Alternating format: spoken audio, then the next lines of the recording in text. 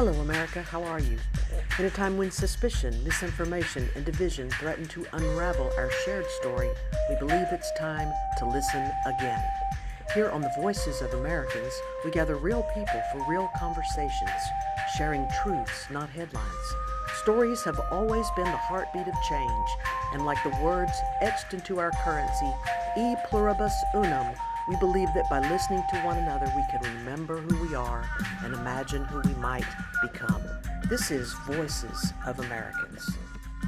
Hello, America. How are you? I am thrilled today to be with my co-host, Mr. Larry Wilton Wallace, and I am excited for this conversation as a way to, Larry, introduce you a little more and get you to kind of set the stage for all the extra ways in which you're going to be weighing in and asking questions. If you don't mind, at the risk of maybe embarrassing you a little bit, I'm going to highlight some things that I know about you, that I respect and just love about you. First of all, your laugh is contagious. That's the first thing that I think of when I think of you.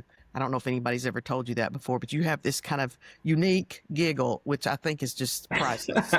So I hope that comes through. Okay. But Mr. Larry Wilton Wallace is probably, if not the first, one of the first people to graduate from Vanderbilt University in Nashville, and he is a proud Omega Psi Phi. He's got his a Vanderbilt hat on there. Oh, yes. That's perfect. Always representing. Always representing. Yeah. And then you went on to study law at Harvard, and I've gotten to hear many stories since I've known you that I really value. You went on to work as an environmental justice lawyer in Washington under the Reagan administration. In fact, if it's with your permission, I may post a couple of pictures in this video that I have sent you and shown you that I found. One being with Ms. Coretta Scott King, when the King holiday was created. And you're right there standing beside Ronald Reagan and I believe Howard Baker, who's one of my father's heroes. My grandmother taught him in elementary school over the mountain here. Wow. And yeah, I don't know if I've told you that, but yeah. So all those context and stories will come through in our interviews. You wrote some of the legislation for the Superfund for the EPA. So you and I have valued, as you know, my son works for the EPA now, valued energy resourcing and recycling and talking about renewable sources and that kind of thing. Anyway, I've left out a whole lot, but I'm sure it'll come through. But I'm really glad that you're doing this with me, because when I first met you, I thought this man needs to be on a podcast. I've got to get him situated with the right people for the podcast. And I never imagined that you and I would do something like this together. What you have to share and offer is really timely for the times that we're in. Let me make one little footnote. Okay. To what you've already said. And that is, while I became a presidential political appointee in the Reagan administration, I actually started in the Carter administration. Well, I did think I knew that, but I didn't. I'm sorry, I got that incorrect. But yeah, you've worked with many presidents over the years. Yeah, I think 6 or 7. Mm-hmm. The first one was while I was still in college at Vanderbilt. Okay. Which was Richard Nixon. How about that? What did you do then? Well, you may remember the incident at Kent State and other colleges after the U.S. under Nixon invaded Cambodia in 1970. And so the Nixon administration set up what was called the Commission on Campus Unrest. That started to operate in late May, early June of 1970. And the co-chairs of that commission were James Cheek, who was then the president of Howard University, and G. Alexander Hurd, who was the president of Vanderbilt. And so each president chose to have some of their students to work with them on that commission. And so we came up with a number of different recommendations related to what we believe the president could do to settle down the situation of campus unrest. Perhaps the most significant one was to support the adoption of the 18-year-old vote. Yes, that's right. Yeah. At the end of that summer, when we presented our findings to President Nixon, he summarily fired us on the spot. Wow. So that change did not happen immediately, but after my return to the campus in Tennessee as the student body president of Vanderbilt, I organized all of the student body presidents at all of the colleges and universities in Tennessee and did, in conjunction with other people nationally, a campaign that did result in the adoption of the 18-year-old vote. How about that? Wow. So would you call yourself an organizer then, in a way? In a way. Yeah. But you're originally from North Carolina. Vanderbilt, how did Vanderbilt get you? Because since you were the student body president, obviously they really gained a lot from your participation. Well, actually, there's a story where in 1963,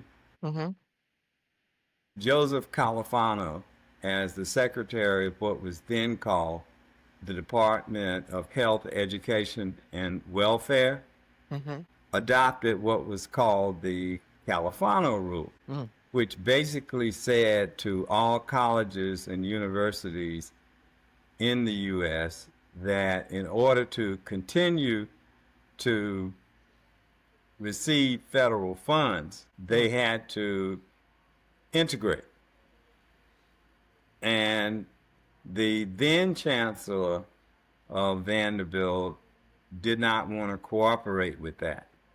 So the Board of Trust, which finances are a big part of their responsibility, and they wanted to continue to receive federal funds, decided to recruit and install a new chancellor. That new chancellor was G. Alexander Hurd. He came to Vanderbilt in 1963 for the express purpose, among his other leadership responsibilities, to diversify the campus.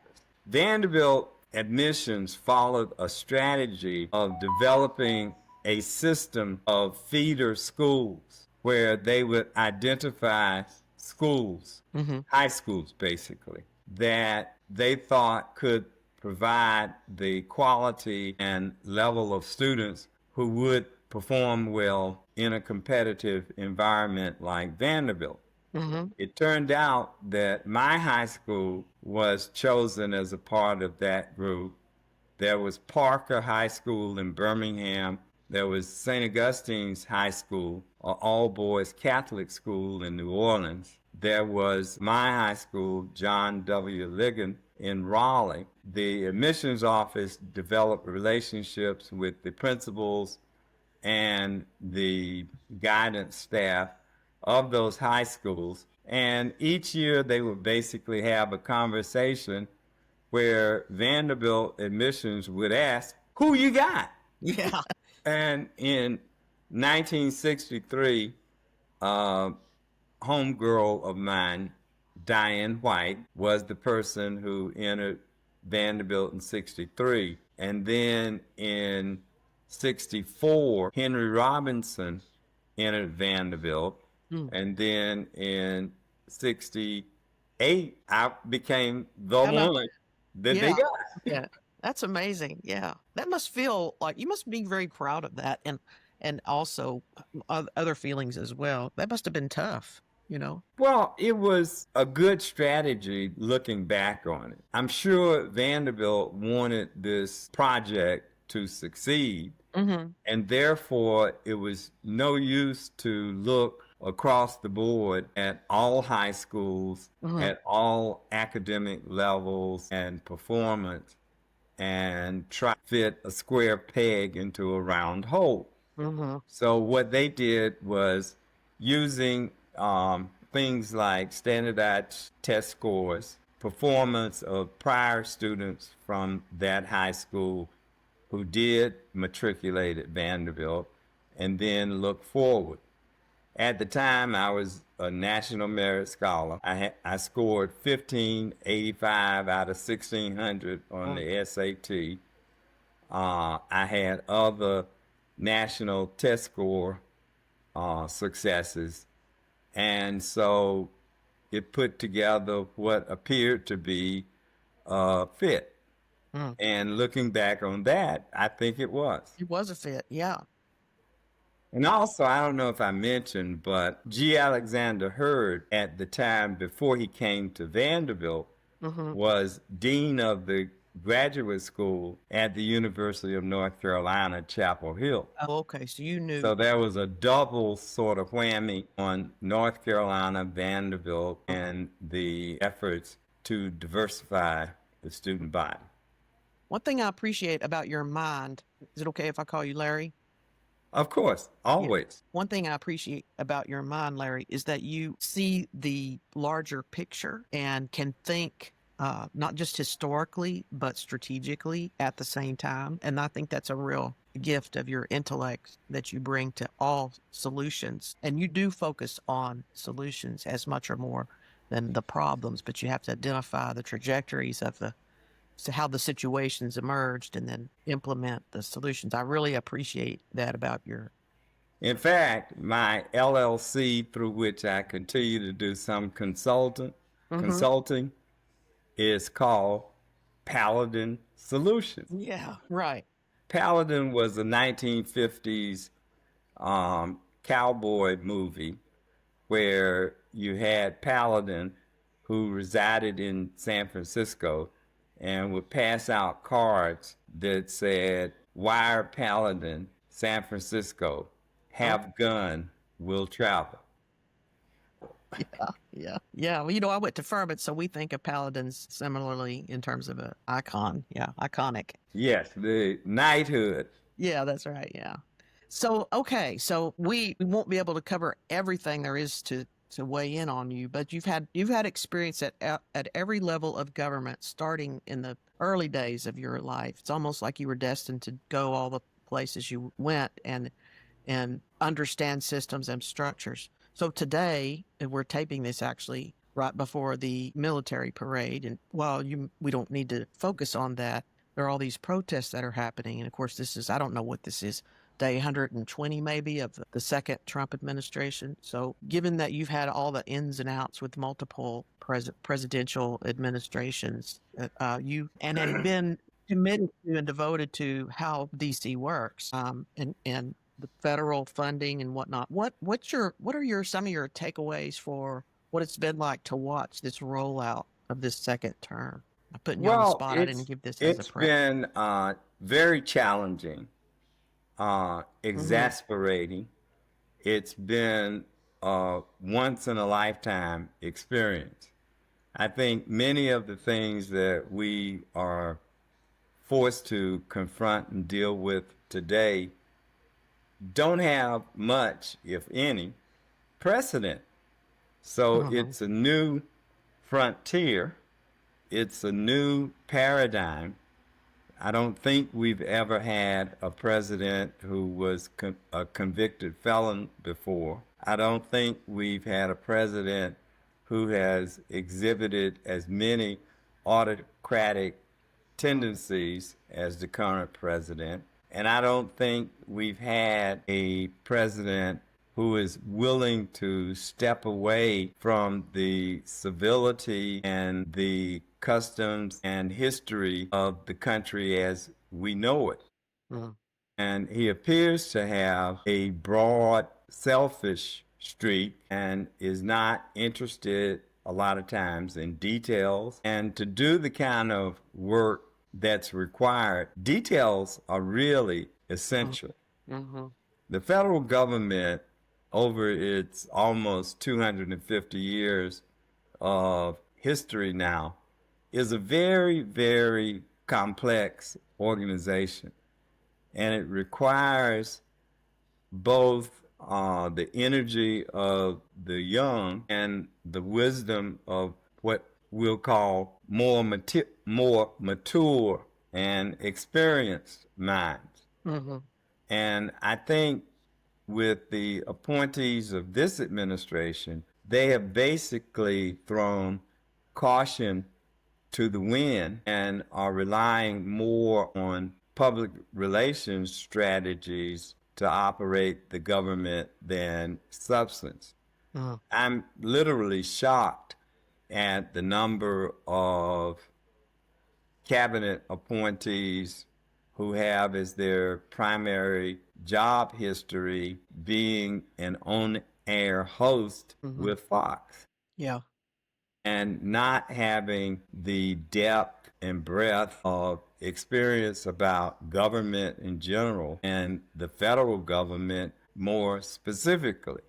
And you see that, for example, with statements that the current Secretary of Defense and the current Secretary of Homeland Security, who told people that habeas corpus was, instead of what it really is, the power of the president to oppress people. Yeah. And so this whole circumstance that we face is out of the context of a lot of history, of a lot of expertise, and built on and around a single, seemingly culted personality. You know, it's hard to know what is created to be a deflection from what's actually going on to serve an agenda that has been rolling forth for, I guess, since his first presidency. But I don't know if you've had a time or spent much time studying the quote, big, beautiful bill. But one of the things that it may not be accurate, I think it is though, one of the things that I am concerned about is that passes, there's so much embedded within the language of it that, you know, he will have no restraint put upon him if that passes. I mean, no judge, no court will be able to make him be answerable in any way. To me, and including the Supreme Court, to me, that is so alarming, and I can't even imagine what the fallout would be from something like that passing. Do you think that's a realistic piece of what's in that legislation, or is that a myth? Well, quite frankly, I think the legislation is awful. It's irrational. It's upside down.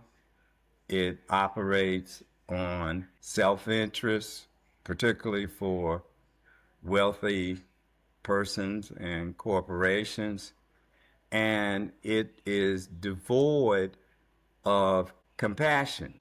And it operates almost directly against the Constitution. As we all know, the Constitution starts off with the language that we, the people of the United States of America, in order to provide for the common defense and to develop a more perfect union, do adorn, establish, and launch the United States of America. And we came out of a tyrannical situation with a king, King George of Britain.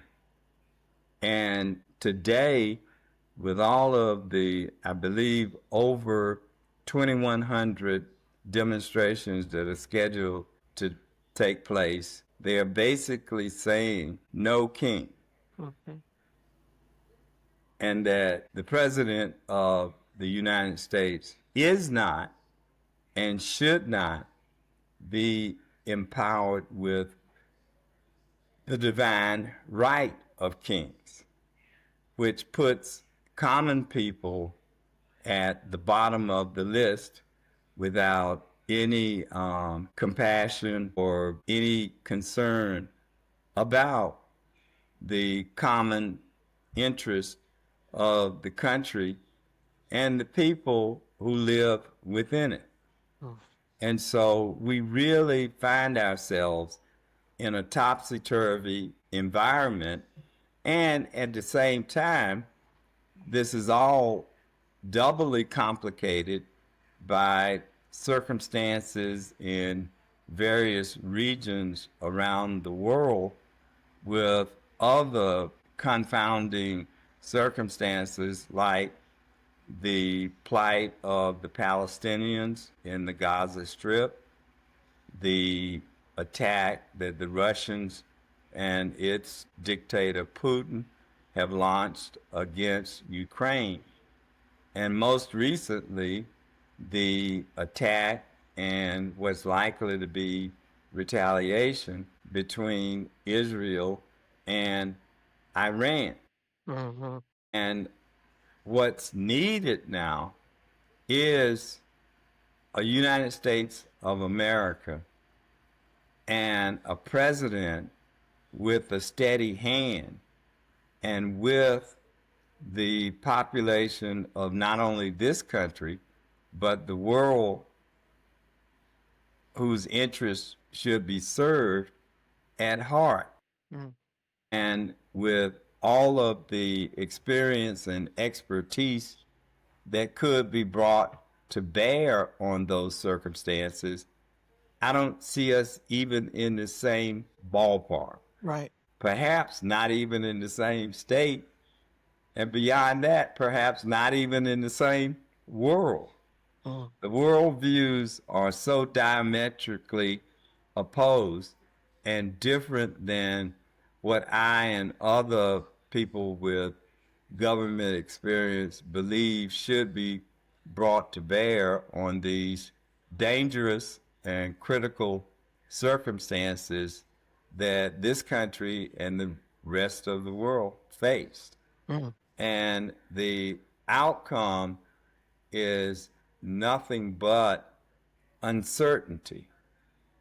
And I understand the fears that many have, the destruction that many families under these circumstances have suffered, and the legislation that we mentioned, the big, beautiful bill, as the president would refer to it, bring nothing but additional chaos to a circumstance where the cruelty and the chaos that we face does not look like it will be addressed. Mm. But I live from a point of view that hope springs eternal.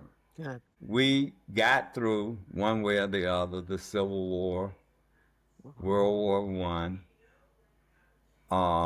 the circumstances of economic disaster in 1929, a Second World War, as they call it, Korean and Vietnam conflicts, Mm-hmm. which were nothing but wars, Mm-hmm. just the same.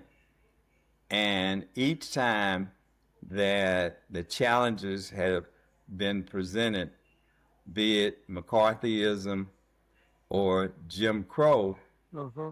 the country, one way or another, appears to have been able to come together to rise, face, and bring hope out of hopelessness. Yeah. I it is hopeful to see all these protests, quite frankly, happening. Of course, the other side, whatever that other side is, I don't really believe in other sides myself. I think it's a matter of talking through our differences, but set are focusing in or being led to focus in on the violent riots and destruction of property and the burning and all that, the arsonists, and um, they neatly want to say that these kinds of protests turn quickly into those kinds of actions, and where police get involved. Now not just the National Guard, but now the Marines. And I come from a mental health perspective. I really see this as a rampant, like, pathological mindset that has infiltrated our brains and our mindsets to be diametrically opposed to one another in a way that serves the purpose of, Trump, really, or the people who are afraid of him and cower to him. Well, our history Yeah. has always seen the Constitution, the governmental structures, as a way of mediating and overcoming our differences. Mm. And I think the loss of respect for self and respect for others that appears to be in our presence now, and to treat people as others, Right. to treat people as enemies, Mm-hmm. to treat people as non human Mm-hmm. is to represent something that we have, in my opinion, lost in the translation. If you start out with those words, we the people, and you look at this whole thing as a community, Mm-hmm. and while there will always be differences, there will always be policy debates, Mm-hmm. there will always be disagreements. It's a matter of trying to overcome those disagreements without being so disagreeable. Right. That's well said. Yeah. And that's what is needed now. And hopefully, we're on a track for we, the people, to reinsert itself into our public affairs. During much of my time in Washington, Democrats and Republicans, regardless of how far right or how far left they were, they seemed to exist in an environment of respect for one another and for themselves. They would come together even outside of the halls of Congress, and they would work on things together. Mm-hmm. And during my experience with the Reagan administration, there were other bonds that allowed leadership to come together. You probably couldn't find from that era a more liberal Democratic leader as House Speaker Tip O'Neill. Mm-hmm. But he happened to be Irish Catholic, as was Ronald Reagan. And on many, many policies, you could see not much agreement, but they found a way through their common bond of heritage to respect one another, to talk to one another, to compromise with one another for the good of all. We got past all of that too. So I Yeah. remain hopeful. Okay, good. I think that one of the most devastating pieces about what we're going through currently is that the polarization has prohibited people from doing that very thing that you're pointing out that was so useful and necessary in terms of like othering, and dividing the lines between us and amping those causes up in ways that make it difficult to cross over and have some conversations that are constructive and productive.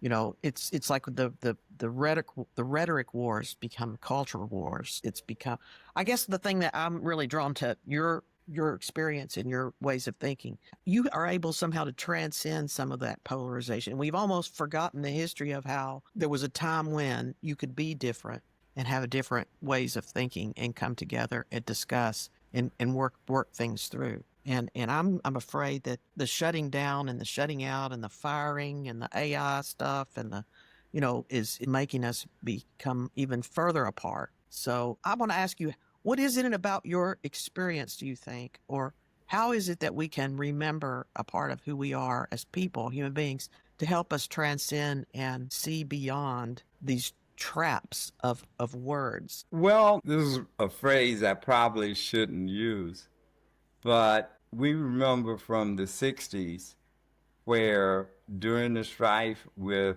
civil rights and the Vietnam War, the sexual revolution, Mm-hmm. and other such controversies, we always stuck with this notion of power to the people, Yeah, that's good. which Right. originated from the Constitution with those words, we the people. And so I don't think the Supreme Court or courts overall, I don't think these administrations or the appointees within, I don't think the Congress, I'm not sure that it or the Senate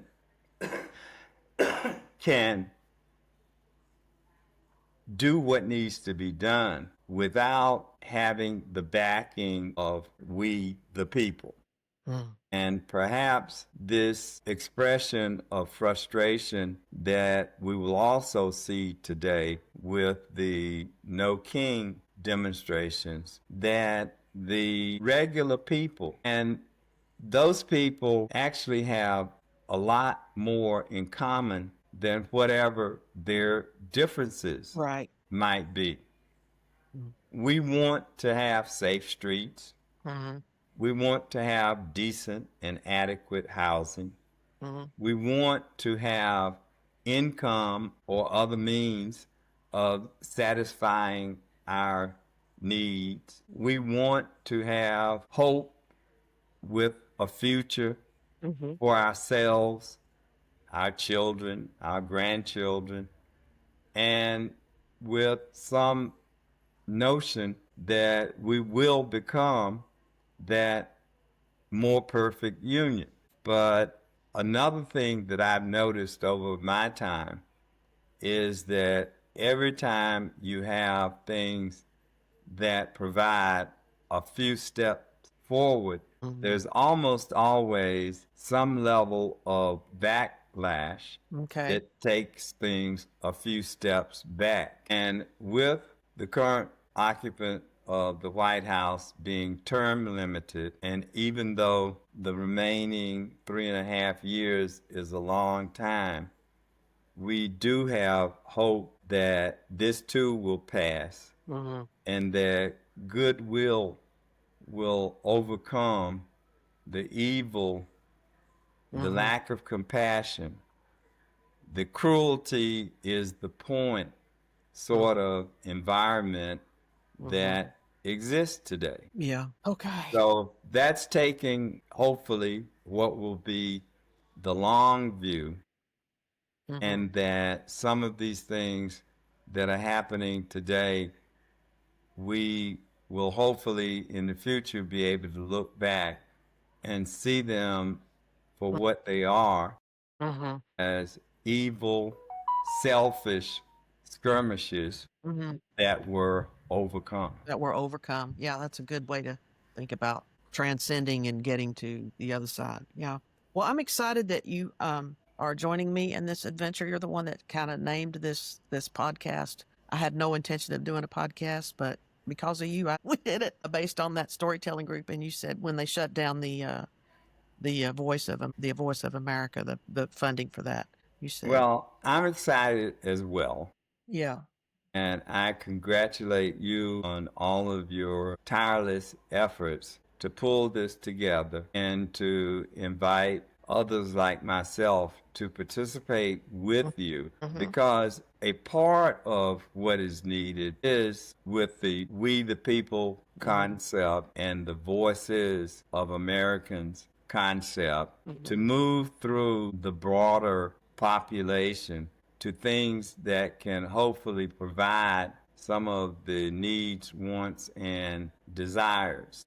Right. And given this heavily media influenced environment, it's very positive Mm-hmm. for a show like yours, the podcast like yours, and the voices that you bring to the forefront be projected so Mm-hmm. that the larger community can join in and be the force that helps us to overcome the negative things that we appear to face today. Yes, sir. So anybody that's listening in on this, you're a friend or know Mr. Larry Wilson Wallace over the years, and you want to be on this podcast and join us in conversation and let us hear your stories, please message Larry. He's now the co-host.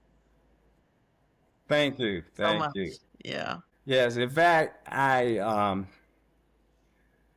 have actually daughter-in-law, Mm-hmm. but because both of her parents happen to be deceased, she refers to me as dad, and Okay. I refer to her as daughter.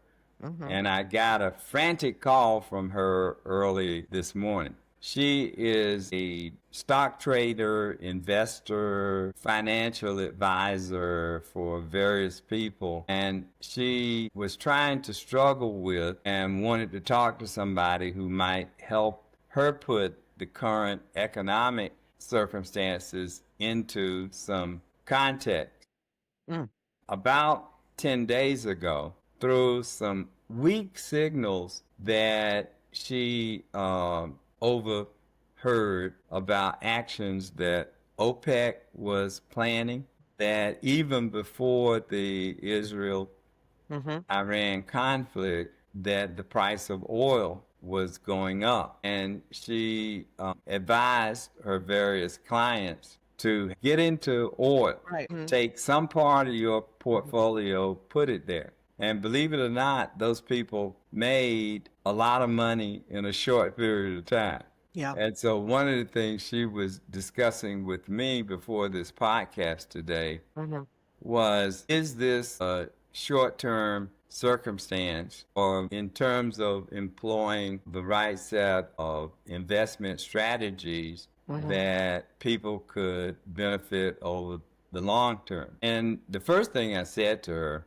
was, even with the limited, but it did cause a rise in the price of oil that flowed from the OPEC action, that the current conflict between Israel and Iran just pours gasoline on that fire. Yeah. And so I believe in the short term, and probably in the medium term, and maybe in the long term, that some investment in fossil fuels will be good for her clients. But I reminded her that what is it to gain like that and lose your soul? Exactly. I was just sitting there thinking that. Because the truth is, in order to enjoy and benefit from that prosperity, we need a world to live in. Right. And given all of the retreat that has occurred since Inauguration Day this year with regard to climate change, global warming, and the like, we may not have a world too long to exist in. Yeah. And so in that arena as well, hopefully we'll begin to see some reversals and some balance in the understanding of we are where we are, but there are strategies and mechanisms that can move us more toward a positive world, positive environment, where hopefully short-term petroleum gains can be enjoyed. Yeah. Right. Yeah, it's interesting to learn about what's going on in the world by watching the stocks fluctuate and see how the market analysis rolls out. You do hear about things before they happen when you're paying attention closely like that. Yeah. Well, maybe she'll come and join us on a podcast episode sometime. You should invite her. Yeah, after we had our conversation, and I mentioned to her during that conversation that I was planning to do this podcast with you today, she said, well, hey, Dad, the one you did already, send it to me. I want to watch. I want to watch. You're talking about what was that, the 4th or 5th episode? Yeah. Yeah, so I shared the link with her, and will be interested to see what her reaction may be. Yeah, good. Okay. Well, anybody else you think of? Because, I mean, you're the kind of guy that, like, I can mention something. I think we even played a game like this where I say, have you ever known so-and-so? Oh, yeah, I slept on her bedroom floor once when I was in college. Oh, yeah. You don't know them directly. You know them, like, once or twice removed. It's funny. Yeah.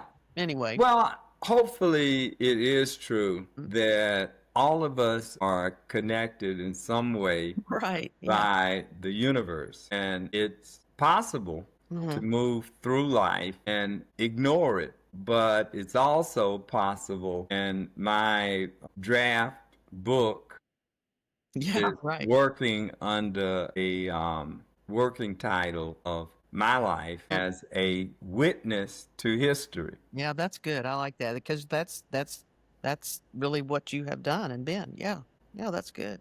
And you all, I'm noticing too, you have this sort of renewed sense of, I'm not going to say spirituality exactly, but you do have this sort of sense of how, the thing that you just said about us being connected through the universe. You are getting into this stage and mindset of placing history within a larger understanding of power for the good and the good not being overwhelmed by evil. And I appreciate that as well. So, yeah. Yeah, it's very well demonstrated by King's quote that the arc of history is long, but bends toward justice. Bends towards justice. Yes, right.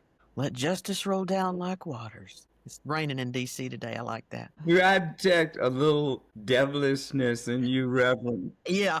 Yeah, you do. Yeah. Okay. Well, this has been a good conversation. I look forward to many more. Thank you for joining Larry and I and listening all the way through. And please post your comments below wherever you find this published, and call us, write to us, be included in on the conversation. This is the Voices of Americans. And not only do we try to project those voices, but believe it or not, in spite of us each being somewhat of a talking head, we listen. Right. Good point. Yeah. And so do provide those comments, those suggestions, those criticisms, in order that we can move this podcast as well as the nation toward, as we say, a more perfect union. Good. Thank you.